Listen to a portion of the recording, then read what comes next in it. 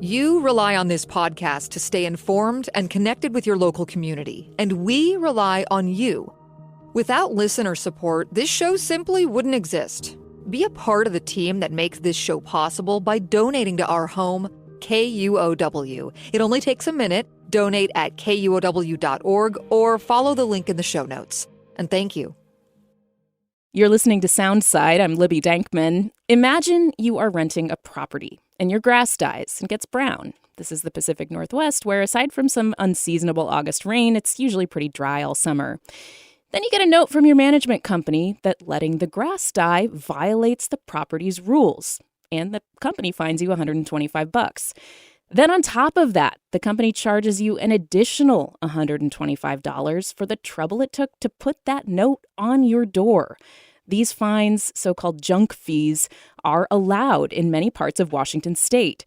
A few cities like Seattle and Olympia have banned them, but those living outside areas with regulations can be subject to a myriad of fines. Renters claim it is a way to penalize them to the point of moving, and it's an issue that Kelsey Turner looked into for InvestigateWest. And Kelsey joins me now. Hi, Kelsey. Thanks so much for being on Soundside today. Hi, thanks so much for having me. So let's start with the basics. What are junk fees? Junk fees are a name that tenant rights advocates normally call fees that don't really fit into other categories. So normally they are included in a lease that's signed by tenants, but it could be for things like valet trash services, or in this case that you mentioned, for posting notices on tenants' doors. Or pet fees, for example, are kind of in that category as well. But it's really fees that are at the discretion of landlords for sort of random things that you might not think about as being something that you might have to pay as a renter. And you started with the story of Shawayne Hodges in your reporting, who lives in Vancouver, and she's been charged for all sorts of infractions, including the dead grass example that I mentioned above. What is Shawayne's story? How is this affecting her? Yeah, so Shawayne is a mother of 5 children in Vancouver. She's a single mom. She's low income. She works 2 jobs. And basically, she found this house in Vancouver.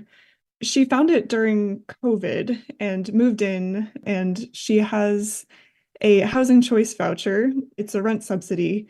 So she pays part of the rent, and then the rest is paid through this housing choice voucher that's managed by the Vancouver Housing Authority. It's similar to, I guess, for people who don't know, it's used to be known as Section 8. Yes, exactly.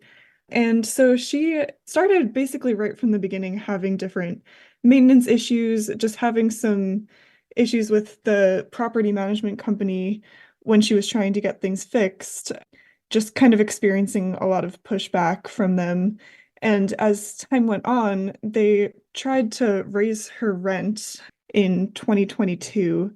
But because she has this Section 8 voucher, she was able to maintain her rent at the lower rate as a month-to-month lease. But after that happened, she started getting charged by the property management company with more of these so-called junk fees. So it was for things like letting her grass die in the summer and for having notices posted on her door. She was having to pay for having appointments with the management for maintenance issues and things like that. And so she started feeling like she was being targeted for trying to get her to move out, basically. So they couldn't raise her rent straight up, but the company, according to Shawayne, she feels like they're finding other ways to charge her. Is there any way for her to prove that? It's really pretty difficult for renters to prove that they're being specifically targeted by things like fees.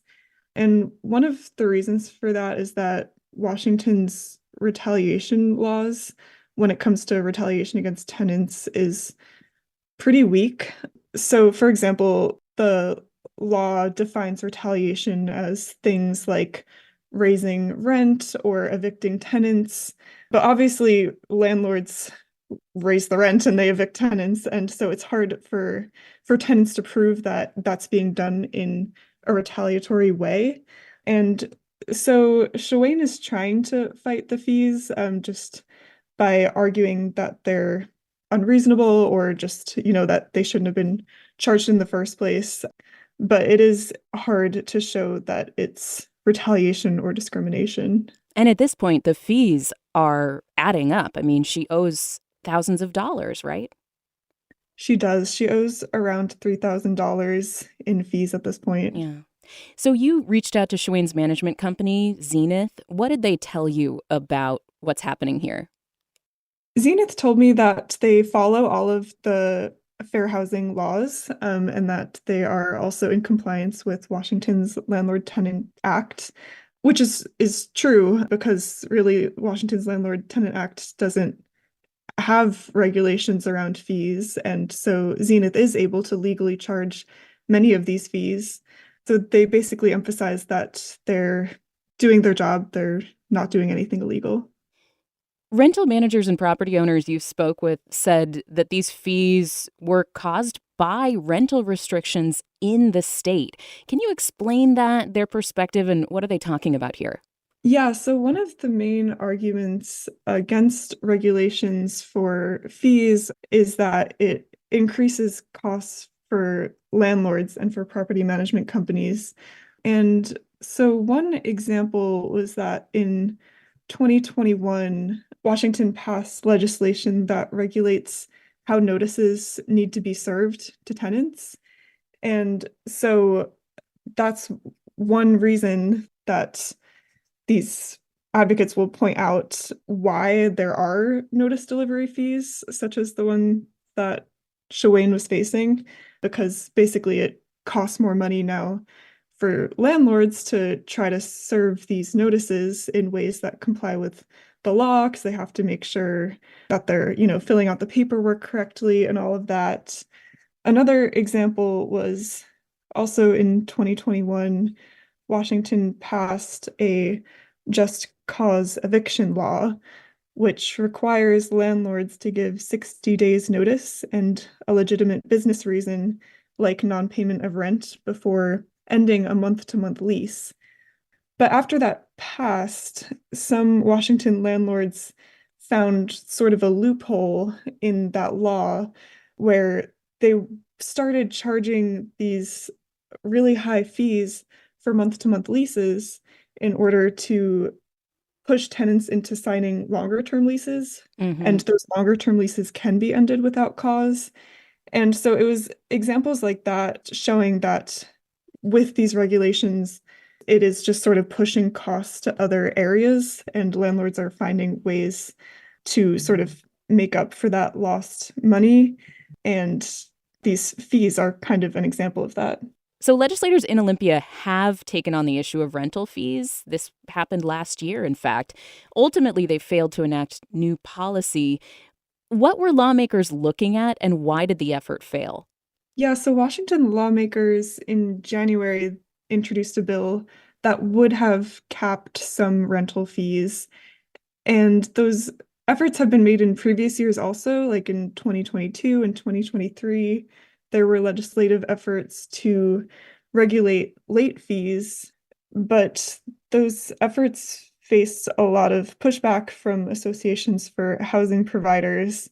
And one thing that legislators emphasized to me is important is to regulate both rent and fees together so that, for example, by capping fees, those costs don't just get diverted to rent, but rent stabilization and rent control is highly opposed by landlord associations and rental housing associations that argue that it's only going to make housing more expensive. It's a big debate in the legislature, and it's a very difficult legislation to get passed. Yeah. And we've spoken with Sean Flynn with the Rental Housing Association before as well. You talked to him for this story, and he has really emphasized the ways that more regulation will, according to him, harm the housing supply, force especially small and mid-sized landlords to get out of the business.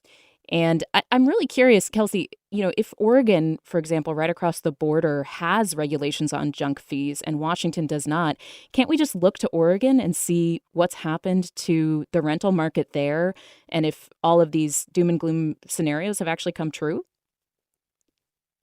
Some cities are looking to Oregon. Olympia, for example, passed a city ordinance that's modeled off of Oregon's law, where instead of defining what fees are not allowed to be charged, it instead defines what fees are allowed to be charged, and basically any other fees that landlords try to charge their tenants are not legal. But people who are on the housing provider side argue that regulations such as the ones in Oregon really aren't effective. Housing affordability in Oregon is still a huge issue as well. They're obviously facing a big housing crisis too. Yeah. And so it's hard to know really if just following Oregon's model will help. There's sort of arguments that can be made for both sides. Let's return to the subject of your story, Shawayne Hodges, the mom who's renting a house in Vancouver. She found it during COVID, and now these fees are stacking up. She owes $3,000 in rental fees. She can't be evicted because of these fees. That is against the law in Washington state. But this debt sounds crushing to somebody who's on housing choice vouchers, aka Section 8. What is she going to do, and what's next for her? Yeah, so she actually did put in notice to her landlord that she's planning to move out. And so she is now going to go to Georgia with her kids because it's more affordable to her. These fees really, in the end, did end up pushing her out of her home. And again, like I said, she's working 2 jobs. She's doing all she can to provide for her kids, and it's really just not enough. And these fees are sort of what put her over the edge. So she's moving to Georgia, but she is planning to continue fighting the fees with her attorney because she feels that some of them shouldn't have been charged in the first place. So she's hoping to not have to pay them in the end and to live in a place where she can be able to afford the living costs. Yeah. It's just examples of the ways that being poor can be so expensive, right? I mean, brown grass, if every single homeowner who had brown grass was assessed fees, there would be a huge uproar. But this company is able to assess fees on a renter who has brown grass during the summer, and she's now forced to move out of her house, move out of the state of Washington. I think it's a really striking example of the way these things can pile up on somebody and become really untenable. Kelsey Turner, it's great reporting. Thank you so much for being here. I really appreciate everything you do at InvestigateWest. Thank you. Yeah, thank you so much for having me. Thanks for listening to Soundside. And hey, this show is only possible because listeners support us. If you are able to give right now, check out the show notes for a link to donate.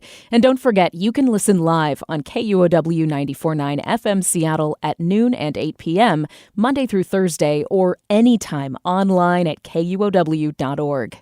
Hi there, I'm Monica Guzman, host of A Braver Way podcast and your guide across the political divide. Are you done with the divisiveness in our politics and ready to do something about it? This season, we've partnered with KUOW to reach more listeners like you. Join me as I sit down with guests from across the political spectrum. Together, we'll share tools, insights, and messy, real-life stories to help you face this election year without losing heart. Listen to A Braver Way now on the KUOW app or wherever you get your podcasts.